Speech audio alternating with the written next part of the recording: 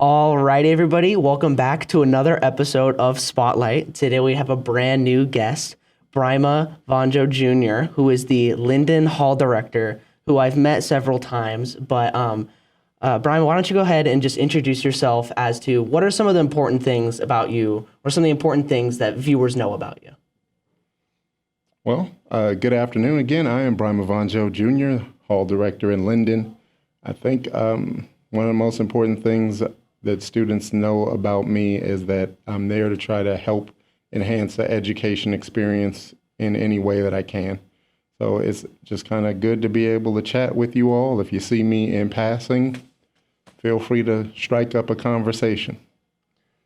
Yeah, and I think when reading your questionnaire and then in the few conversations that I've had with you, it seems like you are really just into the I guess the life experience, the education experience, and then providing help and assistance to the most people. And so I guess I just wanted to talk about that and where that comes from, and what do you do to help activate that educational experience or some of those more helpful conversations with students? We'll start with the where it comes from part of it. So when I was an undergrad at California State University, Monterey Bay, home of the Otters, very intimidating mascot, I know. Yeah. I was a basketball player, and then after the end of the first year, the hall director at the time asked me to apply for the RA position. And so I did. Full disclosure, I wasn't quite sure what an RA was.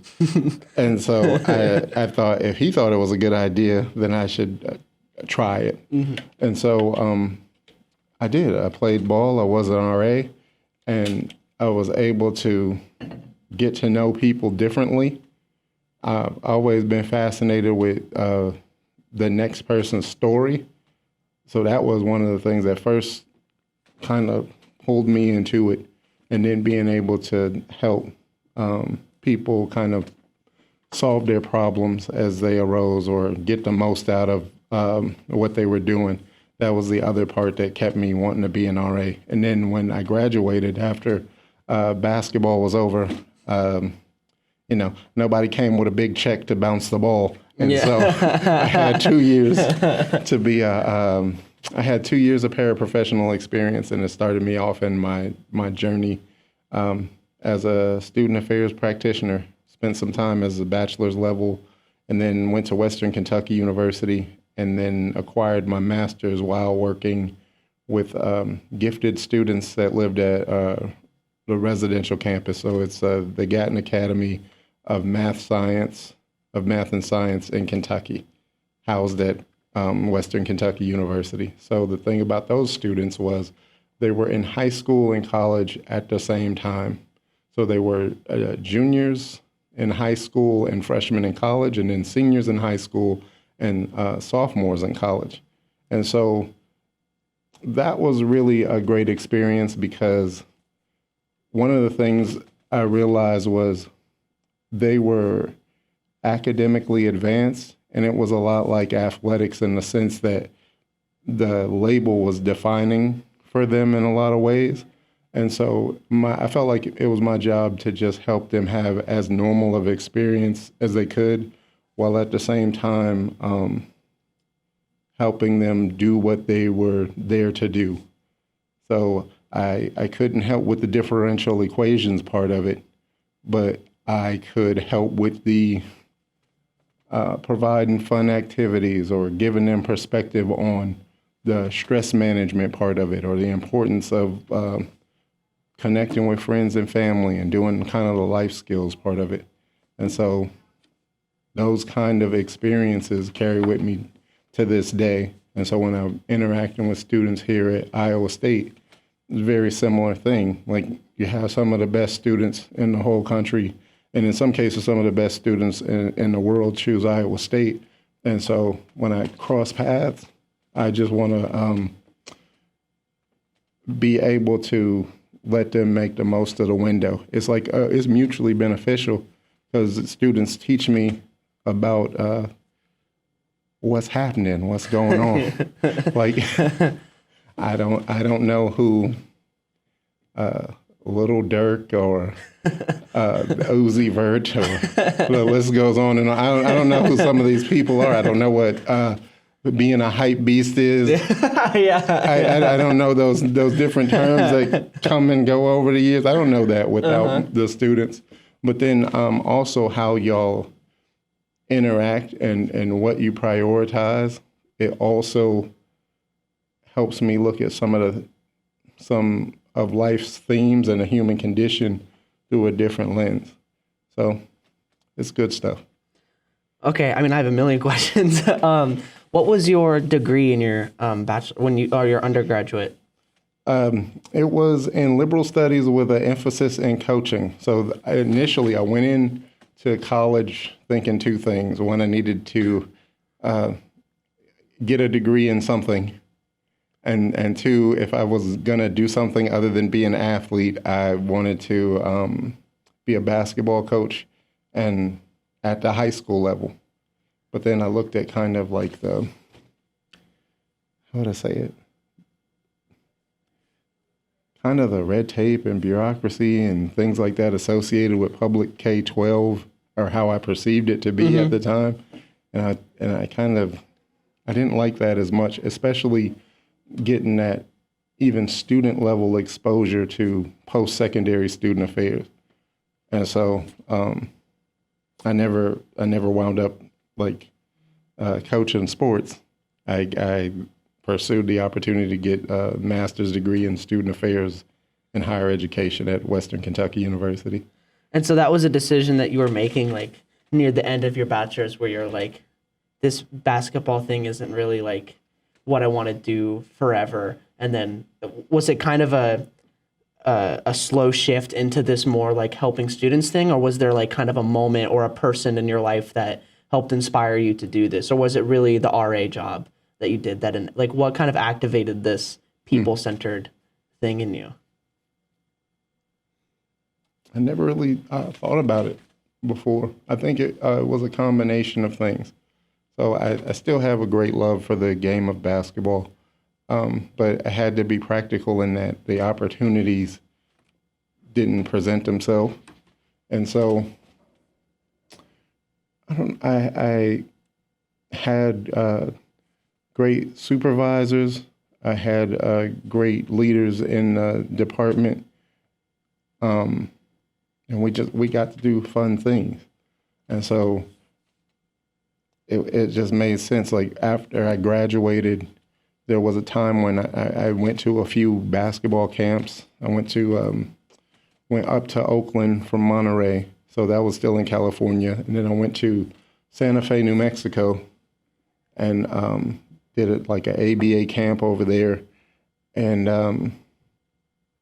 that was all like semi-pro stuff. So there was no six-figure contract, nothing I'm going to eat off. There was no, you get $25,000 a month to play in this foreign country. That wasn't real for me. Like there was other players maybe getting that and better, but that wasn't where things were at for me. And so I think the student affairs practitioner path opened up because I had to repurpose myself and use my skills in a way that was fulfilling and hopefully mutually beneficial. So help me and help the students that I would interact with. I didn't know that it would take me to the places it's taken me. I've been in it for a good bit now. I've got a chance to travel, got a chance to see different schools and different programs and how it's done, how the same goals are tackled using different methods. So it's been rewarding. I don't think I would have been doing the kind of traveling I've done otherwise. Without student affairs, those doors wouldn't have opened. And so then you did the master's degree, advanced education, or the gifted program after that. And then where did you go after that? So after you did the gifted program, kind of walk me through the journey that you took in student affairs and programs. Oh, okay. So I'll back up. if you can remember all the places it seems that you've experienced. So it's been 10 schools in 5 time zones. Wow. And so there's the bachelor's level experiences, which totaled 3. So there was, I started out at a community college in Cheyenne, Wyoming, Laramie County Community College, home of the Golden Eagles. They've got a lot of really good programs over there to this day, including, solid athletics, solid men's basketball. Just it's a good place to have an education experience for sure. And then I went to Talladega College, which is the school Deion Sanders graduated from. I went to Talladega College and worked with their residential life program for a bit and realized I needed a master's degree to really try to make a bigger impact. And that's where the lane opened up at Gatton Academy. And so that was a bachelor's level job, and I was working full time and going to school part time. So the interesting thing about that when I look back is that the curriculum was post-secondary focused, but I was working with high school age students. So some of it applied, but it didn't apply as directly. Like some of the things you would do in a standard housing department, we didn't do. We were more relationship focused. So I'll compare the job I have right now to that job. I had about 18 boys on the wing. We were called the bro floor, which was a carryover from the residential counselor before. So we had bro themes every year, 3 years straight. But it was 18. So it was an interesting experience in that I did my first floor meeting and everybody's sitting around, and these are gifted, high achieving students. And I realized out of 19 individuals, I was the 19th most intellectually capable person. So I was like, oh no, this is quite the experience. Yeah. And so I told myself, you know what? I can still be helpful in this situation. And so the way I explained it to them was their processes are faster, but I have more information on my hard drive. Yeah. And so It's a really good way to put it, yeah. So that's how we worked through things. And then in the class, I was learning a lot about the different student development theories, Chickering's vectors, 7 vectors, Schlossberg, I believe was named, the moral stages of moral development, and just like all these things we were covering about like how people go through life and how they experience college. And so it was just a really unique, powerful experience. I think the other thing that was cool about it was in that window of time, I was there for 4 years. And so it was a nationally ranked school. So Newsweek / Daily Beast ranked the school number 5, number 1, and number 1 in that time that I was there. So it was cool to be able to see like how this nationally recognized program did education. And so some of the takeaways I got from those kids was to be practical and organized in your approach to building the kind of experience you want, the kind of education experience you want. So even like in the application process for where they were going to continue their bachelor's degree, they were practical. So they like one of the schools people like to apply to in the area was Vanderbilt University in Nashville, Tennessee. And so I may talk to a kid and they'd say, I'm not going to choose to apply to Vanderbilt because of the number of kids from this program that also are going to go through the same major. They only can select so many from the same program. This doesn't make practical sense. Let me put my application elsewhere. And Yeah, they're kind of like statistical about it. yeah. And I was like, man, that's crazy. Like if you, as the old saying goes, if you are willing to slow down to speed up, you can really get a lot out of life. You just have to be able to see the opportunities from like this practical standpoint. And so they're teaching me all the time and how they would make decisions and switches they would make, things they would pursue or not pursue based on the information in front of them. They were really like objective about their situations a lot of times. I mean, that's such an incredible, like, nuanced experience for you to have, especially when you're learning secondary education or like you're learning at the same time, because like you were saying, the stuff you're learning isn't applying to what you're doing because you're in such a different developmental stage, because these people are like half and halving it. They're like a step above, but still a step behind. So these are like 17-year-olds who are significantly smarter than you. And it's just like a very bizarre, that's such an incredible way to start a journey learning about people, is like, here are people who like who are in a certain place and think that they're better than they are, but they still have so much to learn, but they still have learned so much more than where they are. And so you have to like juggle that. And so I think that's just such a wild experience how did you get that position? Did you just like apply good or question. yeah, like was that something that you were picked out for, or how'd you do that? So it was a real blessing. Like I got an opportunity to go to this event called the Southern Placement Exchange, and it was hosted at the University of Memphis. And so there were other schools there. They had full-time positions, traditional graduate assistantships, and then this school and one other consortium school, I believe, was at the event. And so Beth Hawk, who is still the assistant director over there, gave me the call, gave me an interview. It changed my life for the better. That's just awesome. I mean, that is a blessing, and that's so cool that you got to do that, and that kind of kick-started. And so you did that for how many years, did you say? I was there 4 years, yeah, around. And then that leads me to the next step. So I finished a bachelor's degree, or finished a master's degree there, and then they kick-started a similar program on the other side of the state in Eastern Kentucky. It's called the Craft Academy. And so it was an opportunity to get a promotion. So I went over there to help them.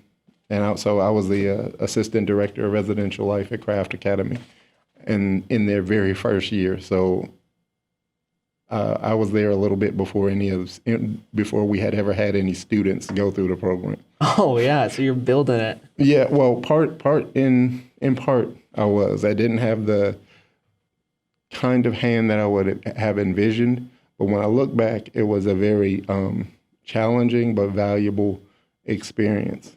It led me to try my hand with standard university students. So at Craft Academy, they had a philosophical difference that was very different than Gatton Academy, if I'm remembering it. So I would say at Gatton Academy, these are university students that are high school aged. At Craft, these are high school students that are taking university classes. And so the example I like to use to clarify the difference is Gatton had a study abroad learning opportunities that were very similar to your standard university study abroad, except for it was limited to the group that was in Gatton. So there wasn't other university students going to these different countries and experiencing the English class or whatever it was that they were studying. But still, there was the class linked with the travel. Mm-hmm. Whereas Craft Academy had more like a overseas field trip. I don't think there was a class linked to it. And so, you say study abroad is post-secondary, field trip is K-12. Mm-hmm. And so it's not bad or good. It's just uh, different in terms of how you deliver that education experience, different in the philosophy, in that you tend to lean one side when it comes to how much autonomy you think the students that are that same age can handle. Like, if you think they're college students that are high school aged, you tend to give them more freedom than if they're high school students that are taking college classes. Mm-hmm. So that was one major difference, but again, very valuable. And so how did your role change based on that? So when you're dealing with like people that you're treating more like high schoolers, like how did that change what you do? So like for the craft is the second one that you came to. So how did your role change when you became part of this school as opposed to what you were doing in the other role? Well, I think one of the things that was different was I was a residential counselor at Gatton, which was more like operative role. So there was no supervision of people that were being compensated in my role. So it was just really managing the relationship with the students on my wing and that oversight of the activities and if they're getting in and out of the building on time and that kind of thing. Whereas at Craft Academy, there was a promotion where I'm supervising the team of graduate assistants. So fortunately, we had a student working on an MBA. We had 2 students that are now have since completed doctorates in engineering. Let's see, 1 student came from China, 2 students came from Iran. 1 student was local, Eastern Kentucky student. Another student came from nearby Ohio, and they completed a master's in engineering, and now they work somewhere in the Midwest too. So the difference in that was the position I was in, the history that was established, one being brand new and the other one kind of having established processes, and then the background of the leader. So the leader was at Craft Academy, had mostly K-12 experiences and K-12 student development experiences, whereas you had, I think, a mix, but most of the people at Gatton were more post-secondary or higher ed oriented. So that changed the goals they set and how they went about reaching those goals. And so then how long did you work for Craft?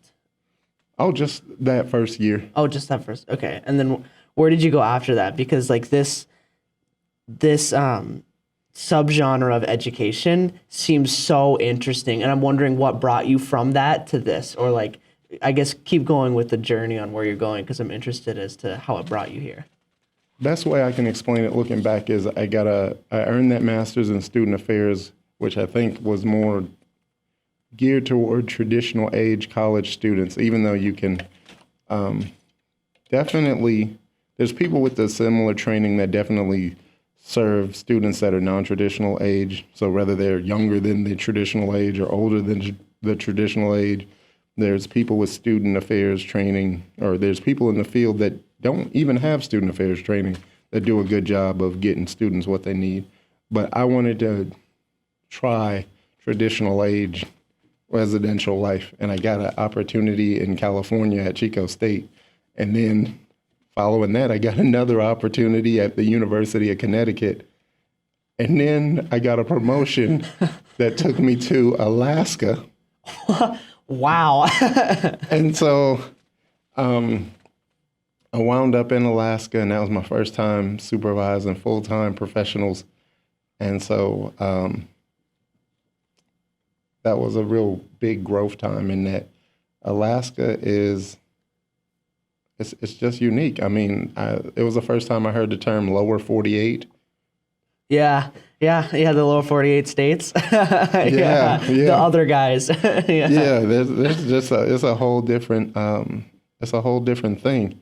You got the warm, the extreme cold, And then you have the unique setting with the daylight. So the best way I can explain it is like if you take the winter solstice and the summer solstice, or say summer and then winter. So June 21st is summer. So that's 24 hours of daylight. And so then you lose about 7 minutes a day until you get to summer or you get to winter, which is December 21st. And then that's 24 hours of dark. And then you gain 7 minutes a day until you get back to the 24 hours a day on June 21st. They have like midnight baseball and all that stuff. ESPN shows it in the summertime. And so it's a great experience. It's just very unique stimulus for the brain. And That's incredible. culturally very rich. Honestly, I could not imagine I couldn't even fathom how that would change the structure of like everyday life. Like a 24-hour dark period, like Yeah. going to school and it's dark all day, going to work and it's dark all night, and then going to sleep, and then you only get 7 minutes of light. Well, no, you get 7 additional minutes per day. So there's days that are in the year where it's mostly dark. So how can I best explain it? So most of the time, if you live in the lower 48, it really feels close to half and half daylight, half nighttime. Yeah. Whereas there's like all daylight, all darkness, 3/4 daylight, 3/4 darkness, half daylight, half darkness. Yeah. So the spectrum is like it's a little bit more extreme when you talk about how much daylight and how much night you get in a given year. So on that 24/7 dark day, that next day, is it just 24/7 again, but with 7 minutes of light in there? So then it's pretty much dark for an entire week until like there's enough time to fill. Yeah, it's a mostly dark day. That's crazy. The day before and the day after. I mean, I just couldn't imagine living socially, does that add more to the culture, like the social life when it's dark out, or are people like more inside, like together on those dark days, and then vice versa in the summer? Are there more extremes, or do they just find a way to balance it out? It's more. I think one thing I'm leaving out is that when it's dark, it's also cold. Yeah, very cold. Yeah. So you are really trying to stay inside and manage life with your social group. Mm-hmm. And then in the summertime, when there's more light outside, then you see people like playing pickup basketball at 2 a.m. and the court is like full because they're doing day things with daylight and doing night things with nightlight. I just cannot imagine that. It's hard to even fathom. And so how long were you in Alaska then? Around a year. And then we had COVID, so that was wild. Wait, and so then you went from Connecticut on the East Coast to California on the West Coast, and then back to the East Coast, and then up to Alaska? No, it was where are we starting from? We're starting from Craft Academy. So I'm in the East Coast time zone at Craft, and I go back to Chico in California, West Coast time zone, then back to the East Coast to New England, where they have wonderful culture, great crab cakes, great lobster. Yeah. America's awesome, man. Like you go to different spots, if you can appreciate where you are for what it is fantastic to travel around our country. Let me continue to answer that question. So I go to New England and then back to Alaska. My geography is not great. Where is New England? So New England is the Northeast. So it's over there clumped in with like the New York, New Jersey, okay, Pennsylvania. But New England itself is part of it is like the Connecticut and Massachusetts. Okay. Yeah. That answers my question. So we went from New England to Alaska. Okay, and then where from Alaska? Boise, Idaho for a bit, and then Illinois, and then Hot Springs, Arkansas, where I had a third consortium experience, which was interesting because it was standalone. So it wasn't at a regional university. It was in the University of Arkansas system, or it is in the University of Arkansas system, and it's also a STEAM academy. So the other two were STEM academies. STEAM is STEM plus arts. Okay. Wait, and so what is a third consortial experience? What does that mean? What does a consortium Yeah, mean? consortium experience, yeah. So there's a consortium of schools. The closest one to here is the Illinois School of Math and Science. I may be getting the title wrong. Okay. And the thing they have in common is they are residential, and sometimes they're just STEM focused. Sometimes it's STEM plus arts. Sometimes it's at university. Like Gatton was at Western Kentucky University. There's one down in Texas called the Texas Academy of Math and Science, which is housed at University of North Texas. And so there's a cluster of these schools around the country. I forgot the official name. In the short name, I just refer to it as the consortium. Uh-huh. And it's these schools that's focused on providing an enhanced public education experience. So even though it's residential, most of the time it's no cost or low cost and merit-based opportunities. Oh, okay. And it's specifically on math and science. And so that was in... Usually, Yeah, except for if it has the arts component. So then you went from Arkansas to where? To here. So, I mean, like on the world map, you were playing a game of ping pong. So you were coast, up, down, center, and then now dead center in Iowa.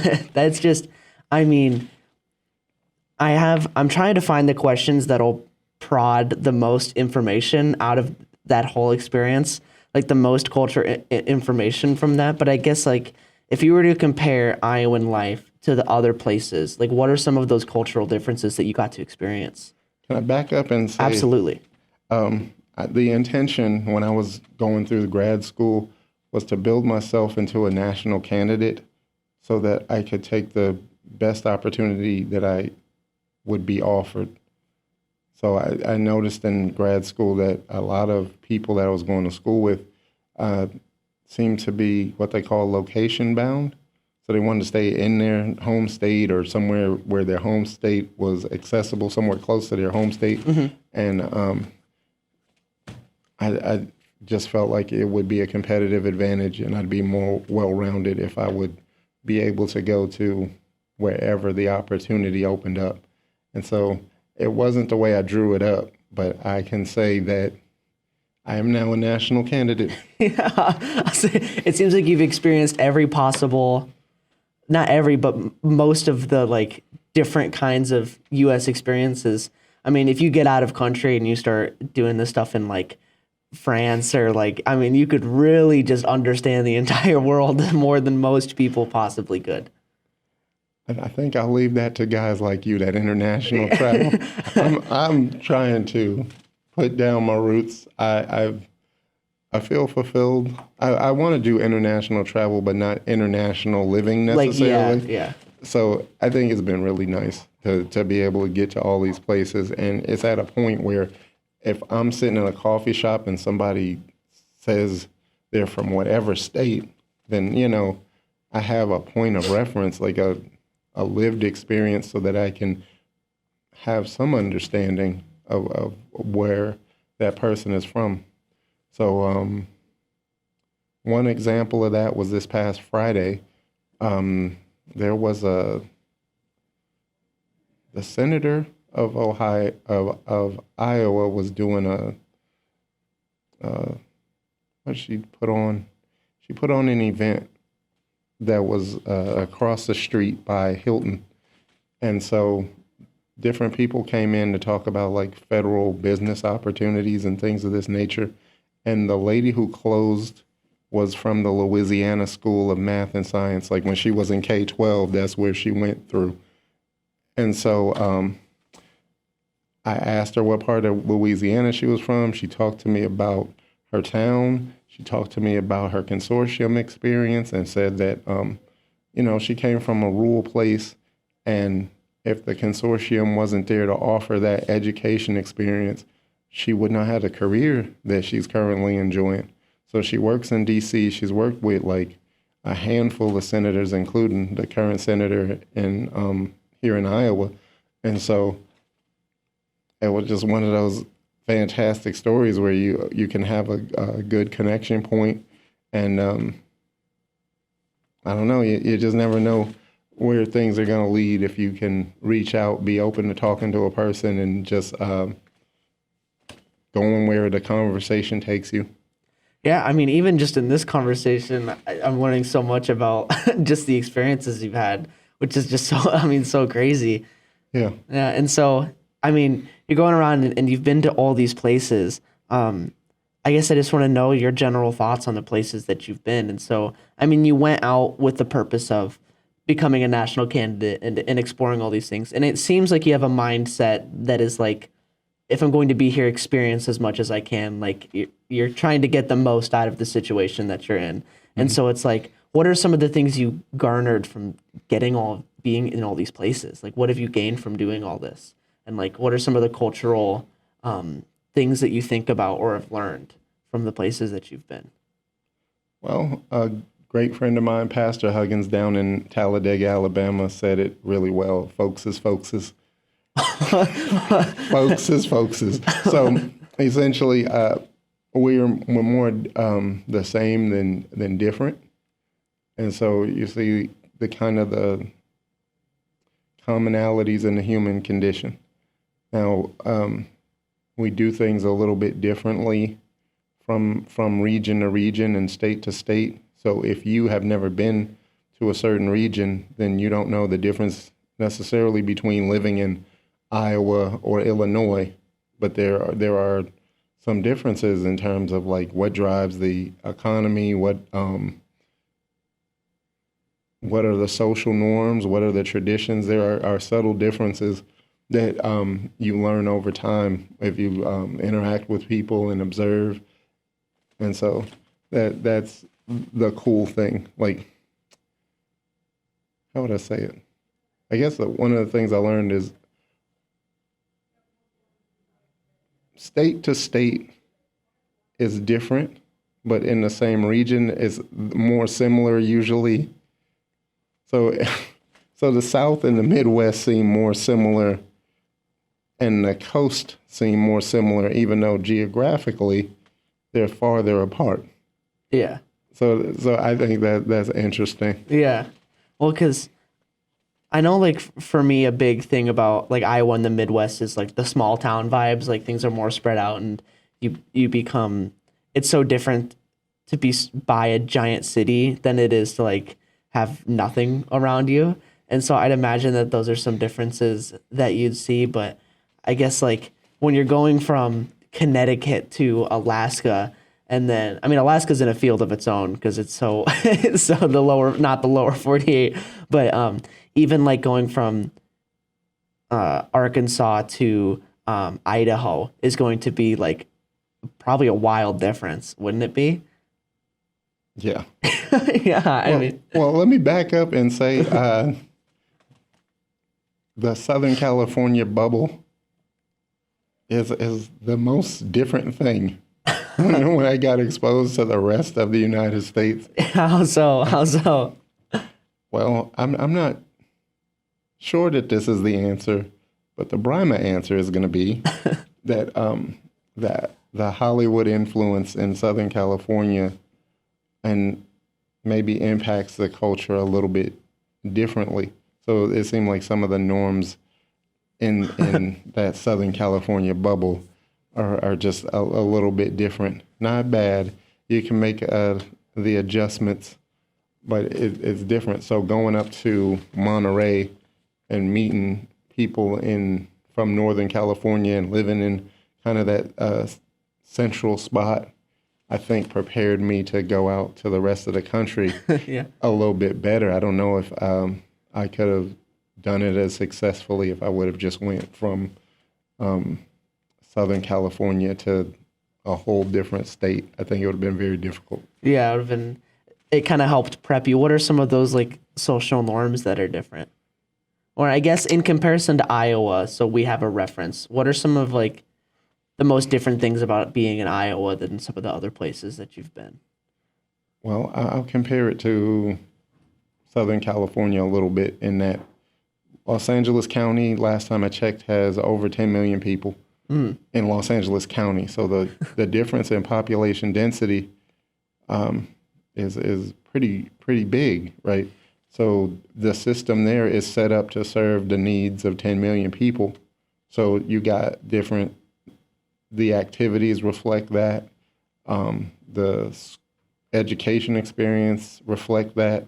The spectrum in terms of socioeconomic status, all of these things reflect that. But also the higher crime rates. Yeah. There's just so many of these factors that go along with increased population. Let's see. There's a higher cost of living, obviously, than in Iowa. Iowa is, from this point, I would say I like the access, but I'm coming from a place of privilege in that I'm being welcomed into a public research university community.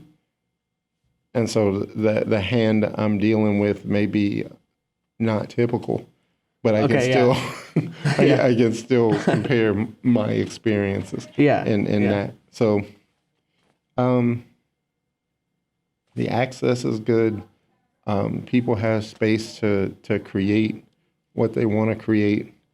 The relationships have more depth. So I'll give you a general small town observation. So in a small town, you have to get along with the baker, even if you don't get along with the baker, because that's the one person that's selling the bread. Mm-hmm. In a bigger place, you don't have to get along with the baker. You just go get bread somewhere else. Or maybe you don't even like bread. You go to this other store to fill your diet needs because there's so many options. And so what I've noticed is how relationships are managed seems to be different based on the population. So you get to be a little more tolerant of people that maybe you don't get along with, and you get very, very close with people that you do get along with because your volume of shared experiences is higher. So I think that's a perk of living in a smaller place. Yeah, and I think some people would miss out on maybe some of the excitement or some of the larger scale things that can be provided in a bigger population. So there are gives and takes, but I do think that the relationship building is a lot more accessible, but your options are fewer, and especially on a marketing standpoint. You know what I mean? Like my likelihood of meeting someone who has experienced as much as you have is much lower because there's just not as many people that I have access to.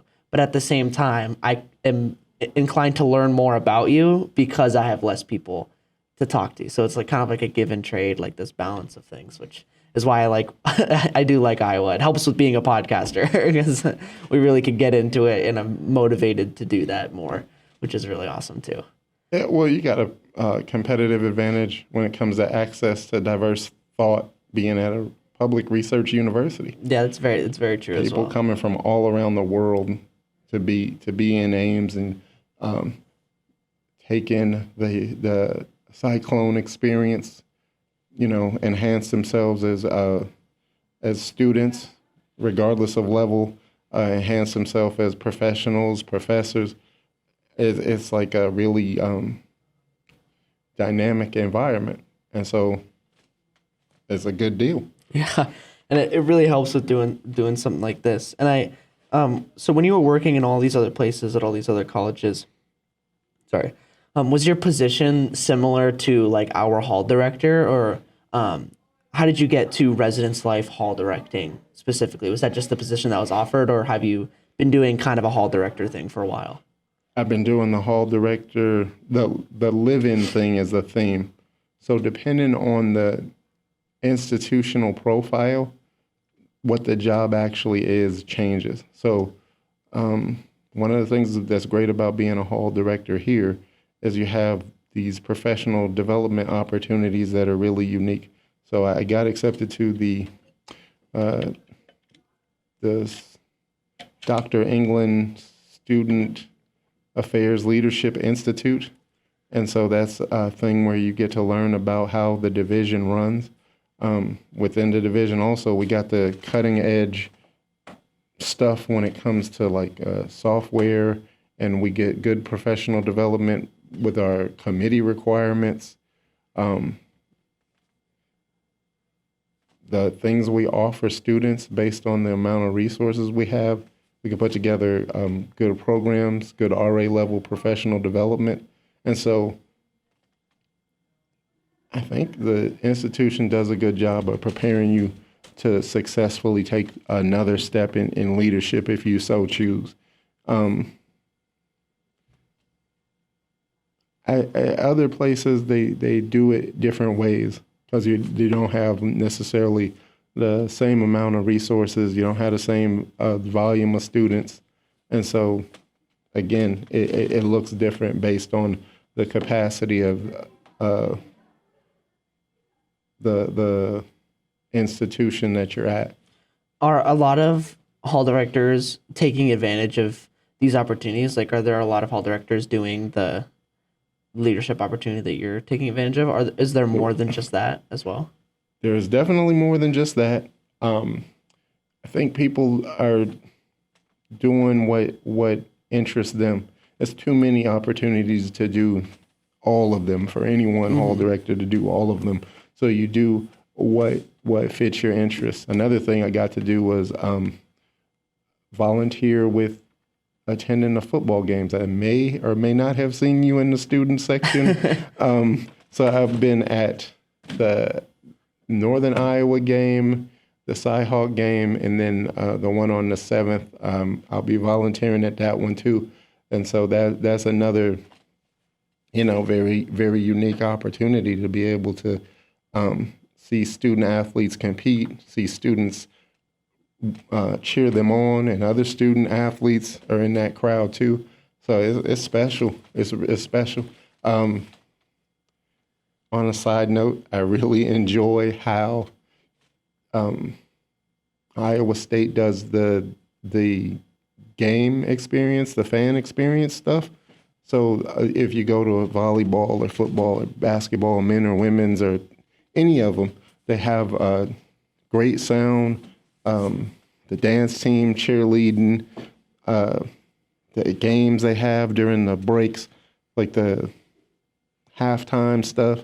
It's just really put together really nicely so that people can get more than their money's worth when they go to an athletic event.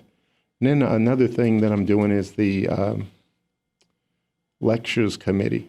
And so they bring in people from various places to talk about a lot of different topics. Like they bring in some real experts right here to Ames, and you can come and see them and listen to what they have to say and kind of expand your thinking on a particular topic. And so that's another unique experience that I get as far as being a hall director and taking advantage of some professional development. Yeah, I didn't know that they offered all of those opportunities. I had always wondered because a lot of hall directors are pursuing like a degree, like while they're hall directing, they're doing both. And so I didn't know what it would look like if you were like hall directing, like what else, like what opportunities for growth. And then with as far as the sports things go, I'd imagine that is a pretty soft spot for you with sports. And was that something that you were experiencing in other colleges as much, or is Iowa State kind of like a fresh perspective on sports that? I will say I've had the good fortune of interacting with student athletes on different campuses at different levels. This is my first time being on a campus where they have the Power Five, which is like the top echelon of college sport. And so they have to put so much time into getting ready to compete. And then they have these other obligations, whether they're, going to make sure they're doing the study hall stuff or going to do media stuff. It's just really fascinating to watch them manage all of that. And so you're right. I definitely have a soft spot for student athletes because at a level I can relate to the dedication and the focus it takes to be good at that and meet all the expectations that come with it, both in the classroom and in your chosen field of play. Have you gotten to work with student athletes here? Like, do you have some in your building, or do you get opportunity to talk with them and work with them, or? No, not directly in that way. Just really great conversations. Yeah. So if I happen to run across them in community or at those games or on campus, the interactions I have all been really positive. They're really high character folks. So it's been nice. I think you have a lot. You could offer a lot to just like speak with them or have like a quick conversation with them if you were to get in contact with some of the sports faculty. I think you definitely have something to offer pretty much any sports group if you wanted to get in contact with. I think that'd be something worth pursuing for you. I think I think that'd be wonderful. Yeah, I'm open. Yeah. I'm open. This is the call out. Somebody get Brimah talking with the basketball team here. That's hilarious. Yeah. This is like a shout out to all you coaches out here, all your sports management people. Let's get Brimah in the studio. Elijah, thank you kindly for the free plug. That was awesome with a capital A. That'd be terrific. How long have you been at Iowa State then? That would only leave you a couple years if you left during COVID, or maybe 1 year even. So I've been this is my 13th month. Oh, yeah, okay. So a little bit over a year, but it's been a lot of fun. Yeah, and that's crazy because I first met you last semester because you and me did RA interviews together, if you remember that. And Joffrey. And Joffrey. Yeah, and you said something, probably the most flattering thing anybody could ever say to someone who does the things that I do, like a podcaster or a psychology major. Do you remember what you said to me?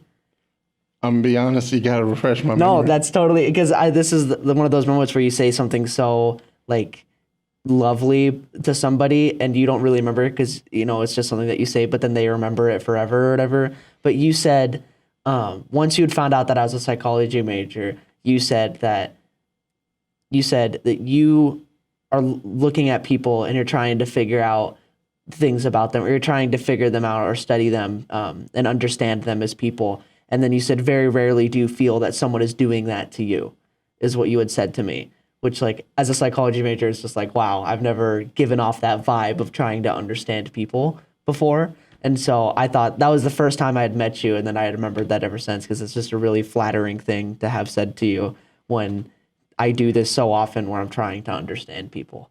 You know what I mean? And so... Well, that's so funny. Because when you say it now, I remember the conversation a lot better. Yeah.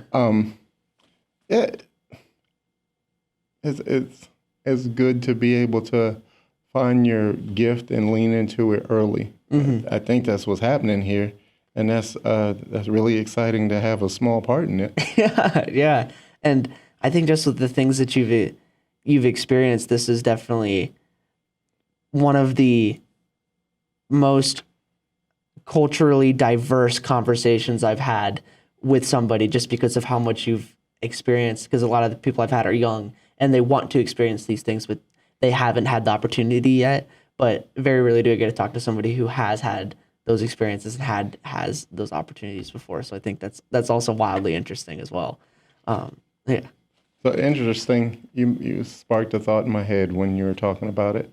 I would say make sure you let your journey be yours, and it makes me think of a larger theme from the conference this last Friday. They talked about it in another context, but I think it's applicable here.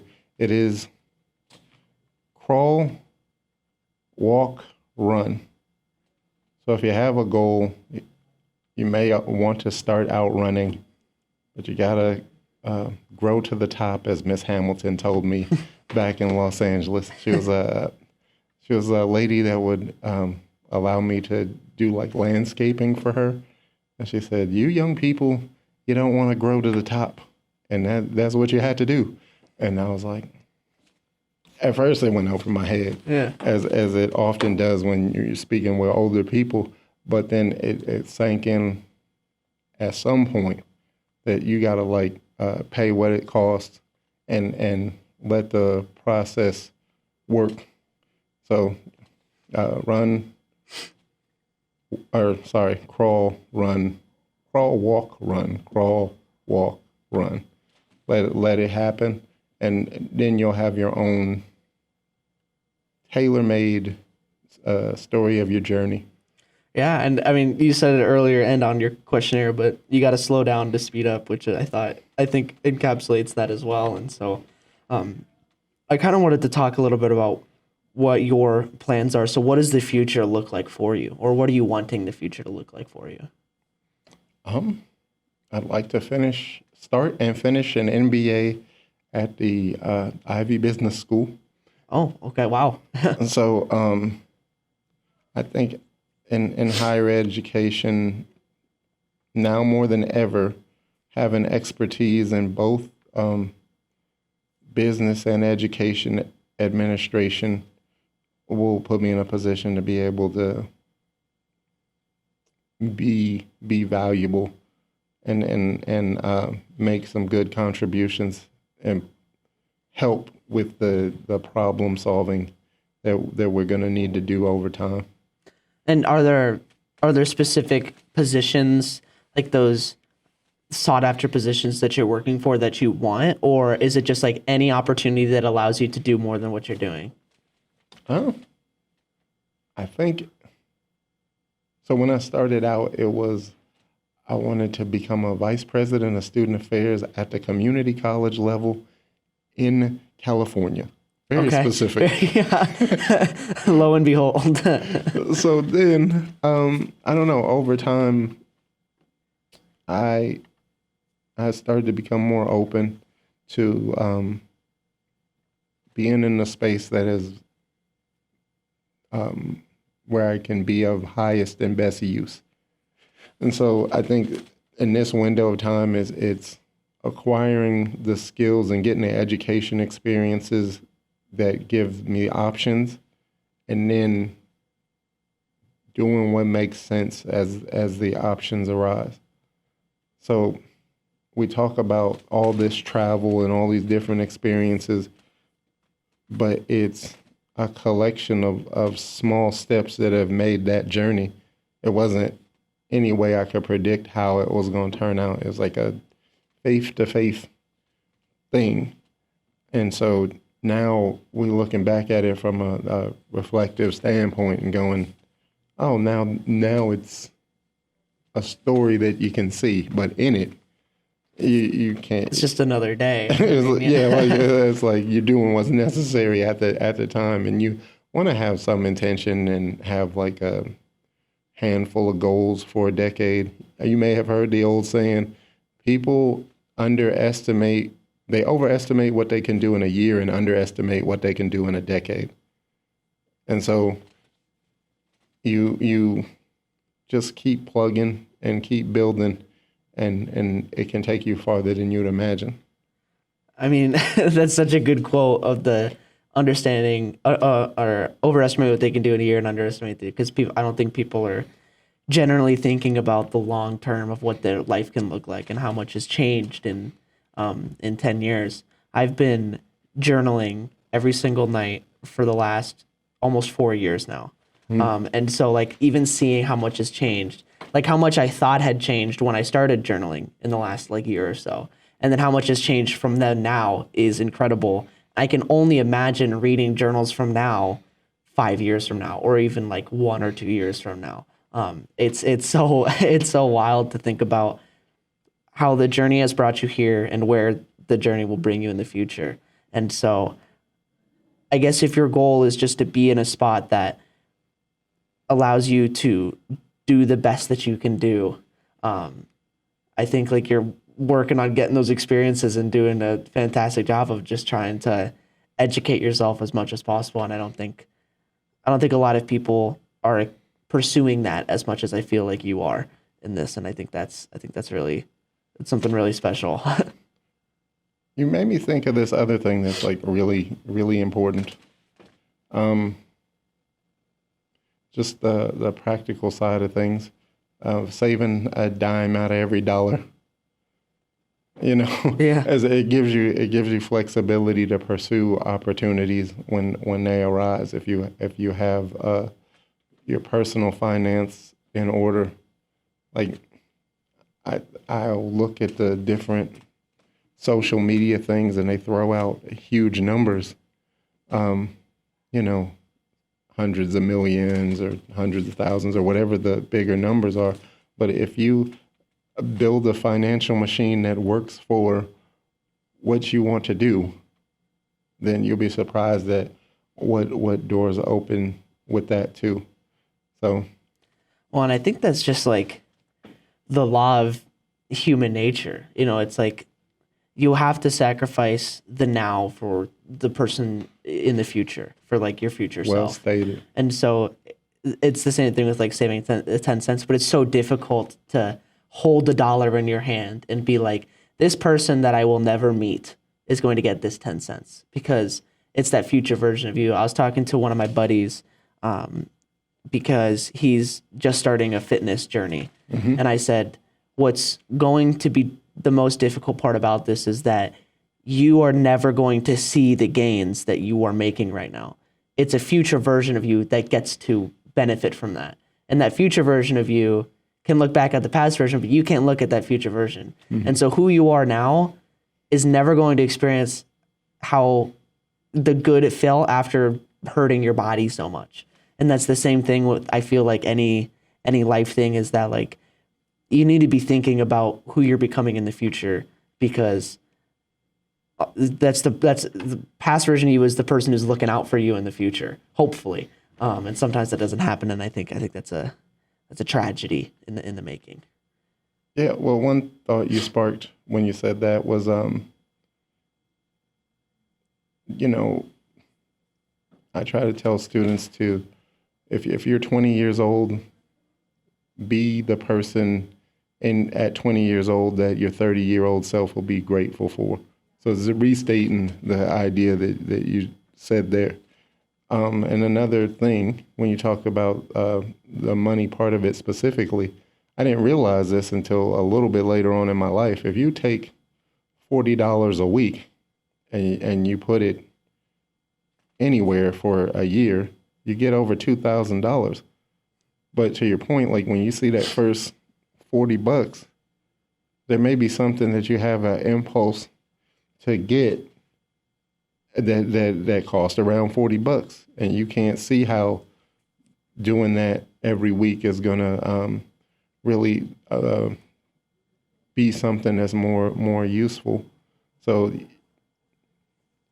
what you can do with $2,000 is a lot different than what you can do with $40.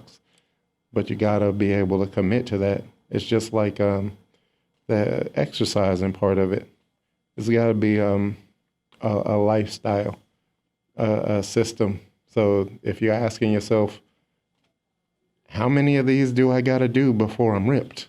Yeah. Or how many times do I gotta put some money back until I have enough money to do things as I want to do them? Then you may be asking the wrong question. It may be, how do I change my system in a way that I can get to the spaces I want to get and have the options I want to have over time? Yeah, and it's such an awesome way of thinking about it and putting it. And I wonder though, you know, as we're talking about this, what do you think are the most difficult parts of achieving that, of doing that? So what are the barriers that stop people, including yourself and including me? Like, what are some of those barriers that stop people from really thinking about their future selves? Um, well, one of the things is the now. You can touch it, and so you wanna bend to the now, because, like you said, the future is so abstract, and then it may be habits, thoughts, and habits. So, are you honest to yourself about the outcomes you want and what you have to pay to get those outcomes? And then when you realize what you have to pay, are you willing to pay it? So that's a barrier. And then, like, I think of another saying. One guy said, "If you show me your friends, I'll show you your future." Wow. Okay. And so, yeah, if you got, is your group like-minded? Are you in the spaces you want to be when you are with your group? Are things turning out well, or are they turning out poorly? Yeah. And that's one of the hardest things to accept in yourself, because there's so many other lives in that hand of like building a relationship with people that aren't really building you up anymore. And it's like, how do I end that? You know? And I think the concept of forever specifically scares people. And it's difficult for me to accept it, especially with like working out or going to the gym, like using that as an example. It's one of those things where it's like, if I want to be the way I want to be, I need to work out forever for the rest of my life. Mm-hmm. Like in 30 years, I will still be going to the gym 3 times a week, you know, or however many times. There's no stopping. And when you look at it in that perspective, it's like, why? It's hard for people to not be like, why even do it? You know what I mean? So it's like, to save $40 a week, it's like, are you telling me that I can't get coffee 5 times a day? Like, in theory, I'd never have coffee again and that's such a scary concept to like sacrifice for people. It's like, here's the future. You know what I mean? I think that stops a lot of people from pursuing these kinds of things. Well, I like that feedback. And I think in those instances, your brain starts to work on methods to acquire, like, use your coffee example. You find ways to both save money and get coffee, whether that's get a side hustle, work a few extra hours. Same thing with the fitness. You get a different perspective. So the 50-year-old version of you is going to do a different workout than the current version of you. But it's about having a habit and just building the habit, being patient, and doing it day to day. It's all in the doing, is what I had a former mentor tell me. So even if, for the example of the money, if $40 is too much to put back $4. You just want to have the habit where you doing what you need to do. Team Linden, shout out to Team Linden and the staff meeting. They were talking about the victory of making your bed. Mm-hmm. Yeah, like that's the attainable victory that you can snatch every day, pretty much. But it's speaking to your willingness to put your environment and yourself in order.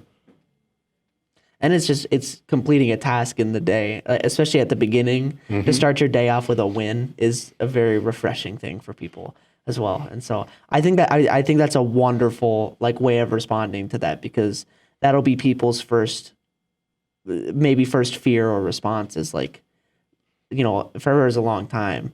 And I think another thing that helps with that is, you know, not your reaction to failure. And so that's a big thing to where it's like, working out 5 times a year is much better than 0 times a year. You know what I mean? It's 5 times better. And so what people are, I think something that I struggle with, or that I see my friends struggling with, is, you know, with the gym example, it'll be like, you know, I skip the gym this week, and then that allows them to stop doing it. But it's like, even if you went 1 time next week, you'd be in so much better of a position than you are going no times. And so people's aversions to failure, I think, also influence their reaction to advice like this. So resilience, well stated, real good stuff. No, thank you. So you're talking about resilience and persistence, and if your train gets off the track, so to speak, get back on the track.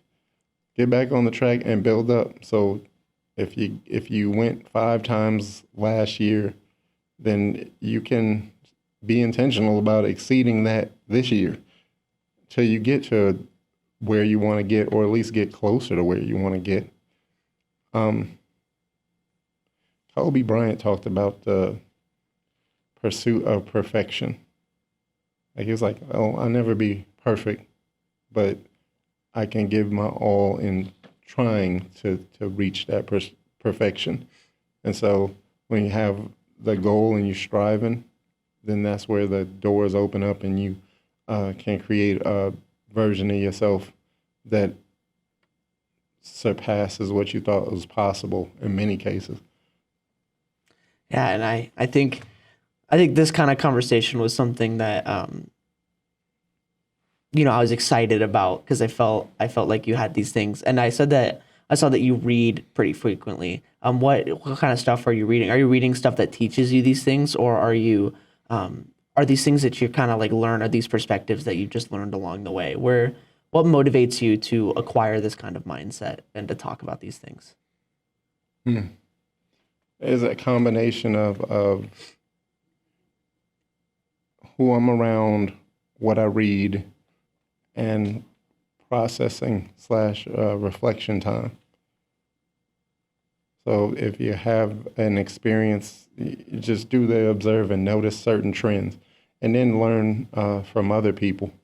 So if you look at, let's say you look at 5 men that are 20 years older than you, and you do kind of an assessment based on what you know of those people, what things would you like to emulate? What things would you like to avoid?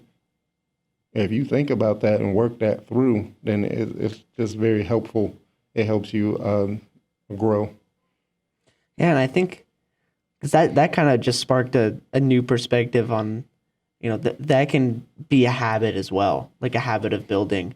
And so that's something that you kind of have to work at, because you're going to be very inaccurate at the beginning, or, you won't do it as often as you want to. But I feel like that's also something that you can build in yourself, is talking about those things. Definitely. In your mind, at least, like going through those aspects of looking at people and doing that. Well, you journal, and then in post-secondary, the theme of lifelong learning is pretty widespread. That's what lifelong learning is about. So the person that you will be 5 years from now should be advanced from the person you are right now. Yeah, and I think and one of the things that I am scared of in my future is that I want to stop learning, or I want to stop getting new information. And right now I'm going to go to grad school and like a doctorate, but there's always that fear in me that at one point, like, I'll stop wanting to learn, or I'll stop wanting to understand these things about people. It's unlikely, but it still is one of those things that, you worry about, or at least I worry about. Well, here's the funny thing. The game of life is going to demand that you learn either informally or formally, because your stage of life is just going to pull that out, whether it's the people, the situation you in with the people. It's going to make you think about things in a way you hadn't thought about it before. One trend that is common in the human experience, your parents get smarter the older you get. Yeah. So, They're always one step ahead. because of what stage they were in life. And even if you don't do it as they did it, you start to understand what made them do it, what made them choose what they chose. It just makes a lot more sense. You get a lot more context for it as you start to experience the world. Yeah, I think that's just the beautiful thing about life, growing up, getting older, learning. reading and experiencing, which I think has been a theme of this episode.